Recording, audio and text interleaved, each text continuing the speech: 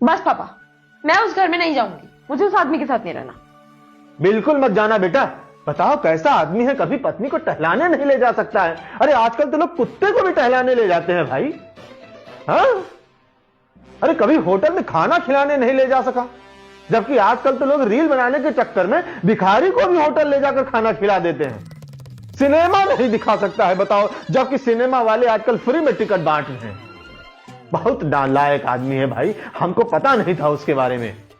बेटा हमको तो लगा पढ़ा लिखा आदमी है, अच्छा परिवार है, ज्वाइंट फैमिली है, शहर में अपना घर है, गाड़ी है, उसकी नौकरी सरकारी है, हैं? बेटी के तो हमारे भाग खुल जाएंगे। हमको तो पता ही नहीं था इतना लीचड़ आदमी है। बताओ हमारी फूल जैसी बेटी की क्या हालत कर दी है। अरे पापा, जॉइंट फैमिली के नाम पे पूरा गांव बसा रखा है, सास ससुर देवर जेठानी। अरे सबके लिए खाना बनाओ, चाय बनाओ, बर्तन धो। मैं नहीं जा रही बस। अरे बेटा, तो वहां काम वाली तो आती है ना। हाँ माँ, नौकरानी लगी है, लेकिन उसको भी तो बताने में मेहनत लगती है माँ, समझिए। हाँ बेटा कोई बात नहीं, एक मिनट। हाँ वकील साहब, ऐसा है, हमको हमारी बेटी का करवाना है तलाक, तो दहेज वाला मुकदमा लगाओ और कागज तैयार कराओ। अरे उसमें लिखो कि शादी के समय उन्होंने जबरदस्ती हमसे बुलेट दहेज में मांगा था। हालांकि मांगा तो नहीं था, हमने गिफ्ट में दिया था, लेकिन अभी तुम डालो कि उन्होंने जबरदस्ती हमसे बुलेट दहेज में मांगा था, कैश पैसा मांगा था, वो भी हमने कर्जा लेके दिया, और फिर से वो हमारी बेटी के ऊपर अत्याचार कर रहे हैं, कह रहे हैं कि कैश लेकर आओ, कार लेकर आओ, और हमारी बेटी को घर से भगा दिया है।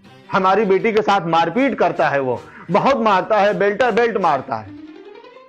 अरे हाँ मारता है भाई, मारता है ना, हाँ मारता है। देखो बेटी भी कह रही है कि मारता है, और कोर्ट में भी जाके वो बोलेगी कि इसके साथ बहुत मार पिटाई करते हैं उसके ससुराल वाले सब।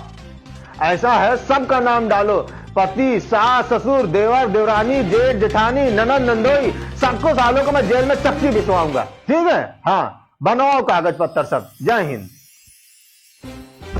पापा क्या है ये सब? क्या?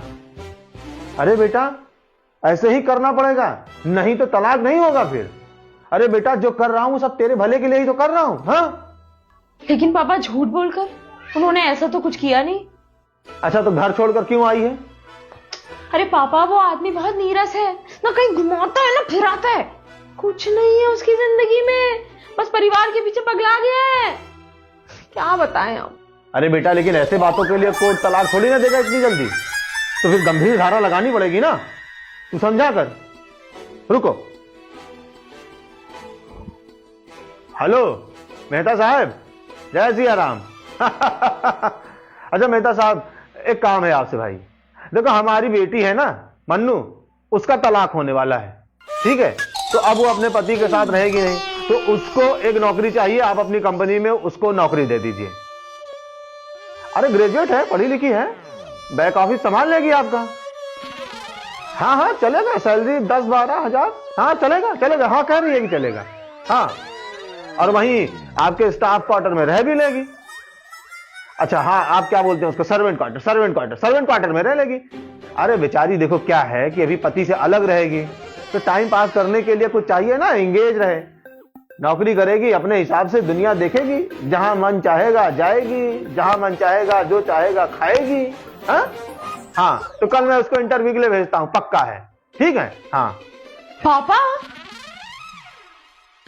बेटा अच्छा एक बात बताओ, अगर तुम जॉब नहीं करोगी तो तुम खाओगी क्या, रहोगी कहां? कुछ तो जुगाड़ करना पड़ेगा ना फिर तलाक के बाद। अरे पापा मैं यहाँ रहूंगी ना, आप नहीं खिला सकते क्या मुझे? बेटा कोई भी माँ बाप अपनी बिटिया को पूरी जिंदगी बैठा के नहीं खिलाता है, और जो खिलाता है ना वो अपनी बेटी के प्रति अन्याय करता है, अन्याय। अब रही बात इस घर की, तो ये घर ना अब तेरे भैया भाभी का है, और जब तू अगर ज्वाइंट फैमिली में नहीं रह सकती है तो तेरे भैया भाभी कैसे रहेंगे, यही बता दे तू। इसीलिए हम तेरा तलाक करवा देंगे, फिर तेरी नौकरी लगवा देंगे, छोटी बड़ी कोई भी, 10-12-15 हजार मिल जाएगा, तेरे रहने खाने का बंदोबस्त हो जाएगा, और फिर कोई अच्छा सा लड़का देखकर तेरी दोबारा शादी करवा देंगे। और सुनो जी, ऐसे लड़की से शादी करवाना जिसके घर परिवार में कोई ना हो, सब मर गए हो या फिर कहीं दूर रहते हो। हाँ और हाँ काम धंधा तो बिल्कुल ना करता हो, ताकि पूरा टाइम ना वो मेरी बेटी को दे सके। मन्नू बेटा तू हमारे फैसले से खुश नहीं है? क्या हुआ? बेटा, ये दुनिया की कड़वी सच्चाई है जो अभी अभी तेरे सामने आई है।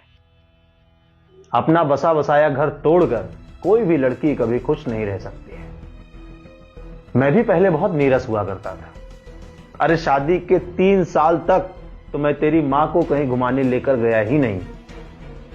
बस नौकरी नौकरी ऑफिस। लेकिन तेरी मां ने मुझे छोड़ तो नहीं दिया, मुझसे तलाक तो नहीं ले लिया, मायके वापस तो नहीं चली गई। नहीं, इन्होंने क्या किया? इन्होंने मेरी जिंदगी में अपने प्यार के रंग भरना शुरू किया। टाइम लगा, लेकिन धीरे धीरे धीरे धीरे मेरी ब्लैक एंड व्हाइट जिंदगी रंगीन हो गई। समय लगता है बेटा। तू भी अपने पति की जिंदगी में रंग भरना शुरू कर। खुशकिस्मत है तू कि तेरा पति अपने परिवार पर ध्यान देता है, वरना ज्यादातर पत्नियों की तो शिकायत यही रहती है कि पति अपने परिवार पर ध्यान नहीं देते हैं। हम तेरी दोबारा शादी तो करवा देंगे, लेकिन इस बात की क्या गारंटी है कि दोबारा तुझे तेरे मनमाफिक पति मिलेगा ही? बेटा, कभी किसी को कोई जीवन साथी मनमाफिक नहीं मिलता। जो मिलता है उसको मनमाफिक बनाना पड़ता है। मन्नू, इस घर में तेरा हमेशा स्वागत है, लेकिन कब? जब तू अपने पति के साथ आएगी या उससे पूछ कर आएगी, लड़कर नहीं। अगर तू उससे लड़कर आएगी, उससे बिना बताए आएगी, तो सिर्फ यही घर के दरवाजे नहीं, दुनिया के हर दरवाजे तुझे बंद मिलेंगे। एक माता पिता होने के नाते हमारी जिम्मेदारी है कि हम अपनी बेटी को पढ़ाएं, लिखाएं, योग्य बनाएं, फिर उसकी शादी करें, उसका घर बसाएं और ऐसे हालातों में उसका घर भी टूटने से बचाएं। है ना? मैं सही कह रहा हूं ना? हाँ पापा, आप सही कह रहे हैं। आपने जिंदगी का ये जो दूसरा पहलू मुझे दिखाया है ना, इससे मुझे पता चला है कि मैं कितनी खुशनसीब हूं, मैं कितने खुशहाल परिवार में हूं, कितने नेक इंसान से मेरी शादी हुई है। थैंक यू पापा, थैंक यू सो मच।